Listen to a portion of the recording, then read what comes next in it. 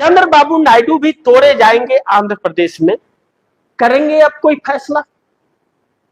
क्या चंद्रबाबू नायडू इस सिचुएशन में, ऐसी पोजीशन में बचे हुए हैं कि कोई फैसला कर सके?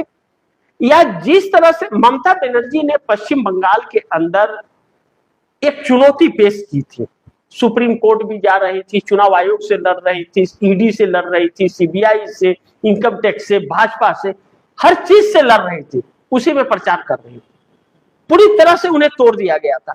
यही फार्मूला भारतीय जनता पार्टी आंध्र प्रदेश में भी लागू कर सकती है।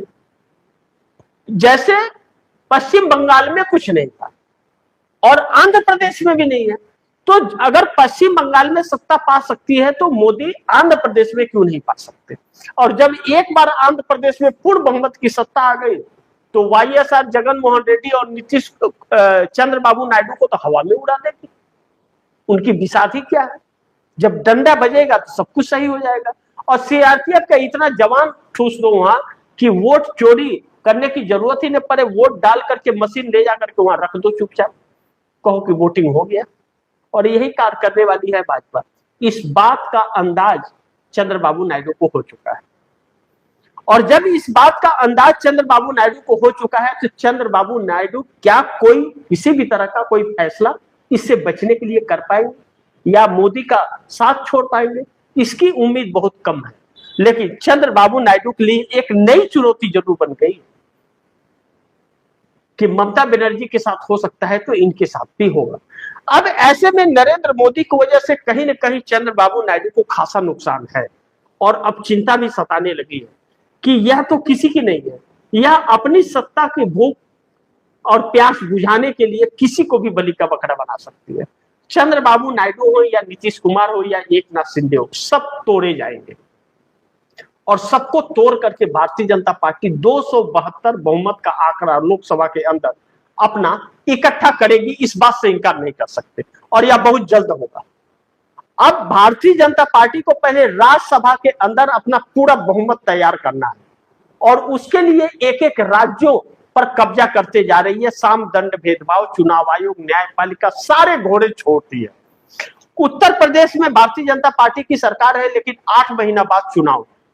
योगी आदित्यनाथ के चेहरे पे लड़ेगी लेकिन योगी आदित्यनाथ को सीएम नहीं बनाएगी, ये योगी आदित्यनाथ भी जानते हैं। 2 डिप्टी सीएम जो हैं वह पूरी तरह से अमित शाह के इशारों पे चल रहे हैं, केशव प्रसाद मौर्य और ब्रिजेश पाठक। अब देखना यह होगा कि उत्तर प्रदेश में क्या होता है। अगर पश्चिम बंगाल में सत्ता न होते हुए पैरामिलिट्री फोर्स और सीआरपीएफ भेज करके भारतीय जनता पार्टी अपनी सरकार बना सकती है तो उत्तर प्रदेश में तो भाजपा का शासन है, पूरी फोर्स अपनी है और वहां तो एक एक सिंघम है जो भाजपा की दलाली करने वाले प्रशासन है। तो ऐसे में तो भाजपा को और आसान होगा। अखिलेश यादव की पीडीए का क्या होगा? एक तरफ इंडिया गठबंधन का अलग एजेंडा, राहुल गांधी का अलग एजेंडा और अखिलेश यादव का अलग एजेंडा। अगर मिनिमम कॉमन प्रोग्राम बना करके अगर अखिलेश यादव ने एजेंडा नहीं चलाया और रणनीति के तहत एकजुट होकर के इंडिया गठबंधन नहीं लड़ा तो अखिलेश यादव का 2027 में अस्तित्व खत्म हो जाएगा। इस बात से इनकार नहीं कर सकते। अखिलेश यादव के लिए यह एक बहुत बड़ी चुनौती होगी। अब ऐसे में मोदी की जीत बंगाल को आग के हवाले कर दिया। मोदी इस पर कोई संज्ञान नहीं ले रहे हैं, अमित शाह संज्ञान नहीं ले रहे, प्रशासन संज्ञान नहीं ले रहा। बंगाल जल रहा है, एक आतंक के साए में जी रहा है इस वक्त वहां के लोग। डर से जो भारतीय जनता पार्टी को देखना भी नहीं चाहते, डर से वह गेरुआ कपड़ा और भाजपा का झंडा लेकर के जय श्री राम कह रहे हैं। जो अपने जीवन में कभी जय श्री राम नहीं कहते थे वह जय श्री राम कह रहे हैं। सोचिए, भगवान का भी अपमान है कि बगैर मन का उनका नाम लिया जा रहा है। खौफ में पश्चिम बंगाल में यह हालात है, बहुत चिंता की बात है और शर्म से चुल्लू भर पानी में डूब मरने वाली बात है ऐसी सरकार को और ऐसे नेता को कि इतनी भी क्या भूख, कि इतनी खौफ कि हमारे लिए नहीं हो तुम तो तुम यहां रह नहीं सकते हो। इतना खौफ में जिएगा पश्चिम बंगाल। इसीलिए सत्ता चाहिए था भाजपा को, तो इससे अच्छा पूरा बंगाल ही खाली करा दे। बड़ी महत्वपूर्ण है, देखना दिलचस्प होगा कि क्या होता है, वो तो वक्त बताएगा। लेकिन फिलहाल तो ममता बनर्जी ने इनकार कर दिया है कि भैया हम तो इस्तीफा नहीं देंगे, तुमको जो करना है कर लो। और ममता बनर्जी इस्तीफा नहीं दी तो भारतीय जनता पार्टी के सरकार का शपथ ग्रहण नहीं हो पाएगा। लगता है राष्ट्रपति शासन लगाना पड़ेगा।